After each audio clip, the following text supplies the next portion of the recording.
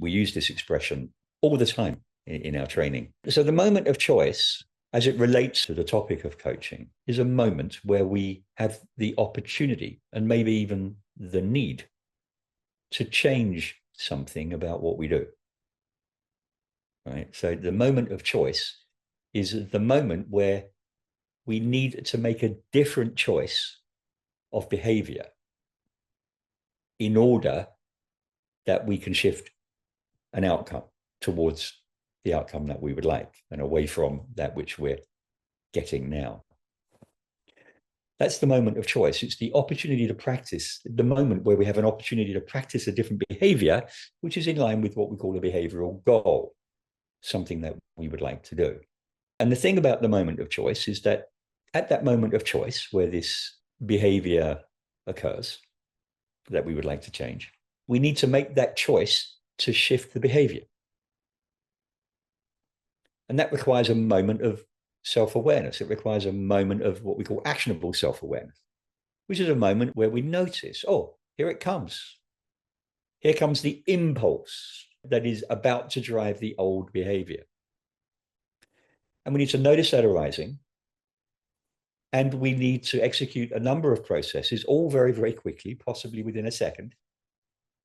They become easier and easier the more we practice.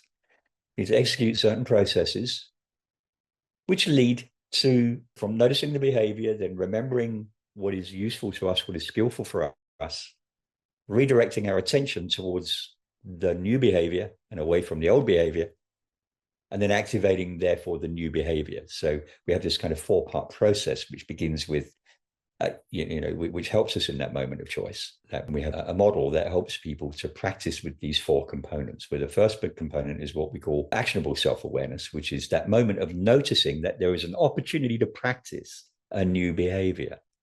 It's basically noticing the moment of choice as it arises. And that's called actionable self-awareness, noticing what's happening in that moment, in the mind, in the body, in our emotional field, and perhaps noticing the behavior that we're just about to do before we do it. So then after actionable self-awareness, the second component is what we call self-remembering.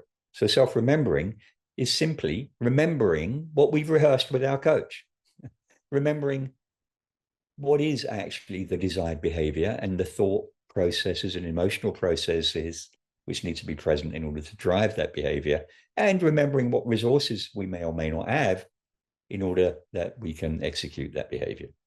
It might be skills that we have or mindsets that we need to bring back to mind so that we can execute the new behavior. So the new behavior might be simply sitting still and listening to somebody while they're talking rather than interrupting them. We need to remember that that is a skillful behavior, and remember the resources that we might need to bring back to mind to strengthen our commitment to that new behavior. So that's called self-remembering. Self-redirection is the third component. Remembering is great, but now we need to direct our attention towards the behavior that arises from that remembering. So from remembering what is skillful for us, that's great, but we need to attend to it rather than attending in the mind to the agitation that is driving the initial impulse that we noticed, that self-awareness, right? Redirect our attention towards what we want rather than towards what we don't want, right? And then following that, the fourth component is what we call behavior or behavioral activation.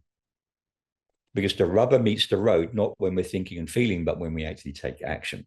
So we actually need to do something which is now in line with what we have remembered, i.e. what we want, rather than the old default pattern, which is to behave in line with something that is actually potentially what we don't want.